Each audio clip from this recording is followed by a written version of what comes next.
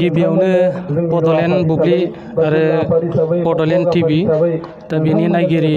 साफ्रोमखौबो आं गिबियाव देबरगाव ब्लकनि जानानै बरायग्रोदों।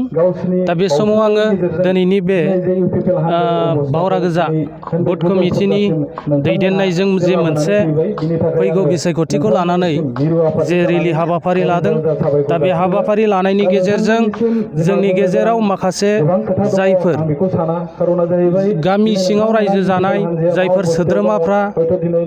थांनाय गोलाव 17 बोसोराव BPFनि खुंथायनि समाव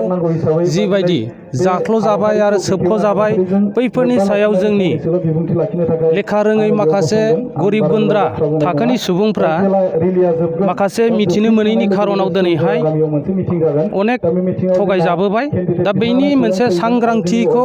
दिनैनि बे रेलिनि गेजेरजों जोंनि बुजिनो हायै लेखा रोङै गरिब गुन्द्रा जायफोर सोद्रोमाफ्रा जाहा मोनसे गोदान सुक्ति जानानै थांबाय, बे सुक्तिनि गेजेरजों जोंनि जि मोनसे जौगानाय, बे जौगानायनि मिजिंखौ बा जौगानायनि जि जानांगौ बेखौ नोजोर बोनानै दिनैनि बे रेलिनि गेजेरजों मोनसे रायजो राजाफोरखौ जे फैगौ बिसायख'थियाव UPPL दोलोखौ जेरैखि जाया देरहाहोनो थाखाय सांग्रांथियारि खालामनो थाखाय दिनैनि बे रेलिनि गेजेरजों जोङो बे ओनसोलनि रायजो राजा माखासे गरिब गुन्द्राफोरखौ जोङो सांग्रांथि होनो हागोन, बेखौ आं आसा खालामदों। बिसायख'थिखौ खुंफुंनांगौनि माखासे आन्दोनि बाथ्राफोरखौ जोङो बुंनायाव एसे गोब्राब, खारन बियो इलेक्सन कमिशनारनि बाथ्रा जाबाय आरो फारसेथिङै स्टेट गभर्नमेन्टनि माखासे सुबिदा उसुबिदाखौ नायनानै आरो COVID-19नि जि भाइरासनि जि साग्लोबसारनाय, बे साग्लोबसारनायनि खारनाव हयथ' जों गेदारिं जानो हायैनि खारनाव दिनैहाय सरकारा बैनि माखासे बे बेरामखौ होबथानायजों लोगोसे इलेक्सन खुंफुंनायाव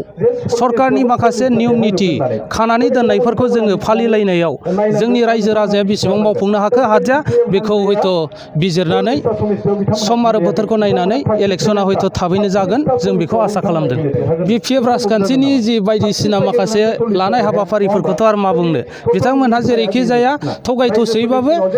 गावसोरखौ जि गादियाव लाबोफिननो हायो, बेखौहाय बिथांमोना हयथ' नोजोर होनानै दिनैहाय माखासे गुबुन गुबुन बिथिङाव सोमावसारनाय हाबाफारिखौ लादों होननानै आं सानो। दाथ' जोंहा जोबोद गोजोननाय बाथ्रा, मानोना BTCनि मुङाव दा जोंनो BTR मुं लाबाय। BTR मुं हिसाबै जोङो दा BTC ओनसोलाव थानाय जेसेबांखिनि रायजो राजाफोर दङ गुबुन गुबुन जाथिनि, दा जोङो बेखौ दिनै थांनाय 24 तारिखआव जोंना डक्टर हिमन्त बिश्व शर्मा बिथाङा मा होनदों डिक्लेयार खालामनानै होबाय जे बिथाङा प्रेस मिटनि गेजेरजों आरो मोनसे गभर्नरनि एप्रुभलनि गेजेरजों मोनसे नटिफिकेसनबो अलरेडि फैनाय जाखाबाय। दा दिनै बेखौनो लानानै दिनै BPF हान्जाफ्रा गोबां माने BTADनि मुंखौ जास्ट सोलायफ्लादोंल', गस्ला सोलायनाय बायदिल' होननानै बिथांमोना बुंदों। खिन्थु दिनै बिथाङा बुंदों जे बे कनस्टिटिउसन हिसाबै जायाखै बा आयेननि बिरुद्धि जादों होननानै बुंदों। खिन्थु दिनै जोंना स्पष्ट भाबै बुंदों, मैयानि जि मोनसे जोंहा मोनसे फेस टु फेस जिथु बड'लेण्ड राजा बा जिथु मोनसे लादोंमोन जोंहा मा होनो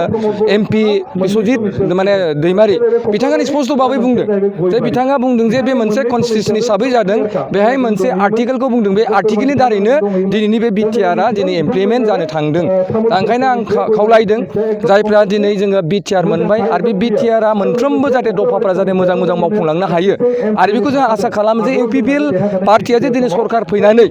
दिनैनि बे मा होनदों BTR ओनसोलनि थानाय गुबुन गुबुन जनगोष्ठीनि मानसिफोरखौ BTRनि गथे गांनाय उखैनाय गासैखौ समानै नायगोन। जोंहा बेखौ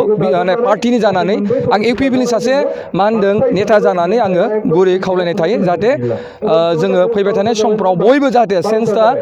BTR जों बयबो BTRआव सेन्स जानांगोन आरो सोलायनायनि गेजेरजों जोङो बयबो दिनै परिबर्तनखौ जों नागिरनांगोन। आं बेखौनो मा होनो सासे देबरगाव समस्तिनि इनचार्ज जानानै आं बयखौबो खावलायो, जोङो BTRखौ जों बजबनानै लानांसिगोन आरो BTRजों जोंहा गोबां जों सिमांफोरखौ जों जाफुंगोन होननानै आंहा आंनि सायाव बिसास दङ।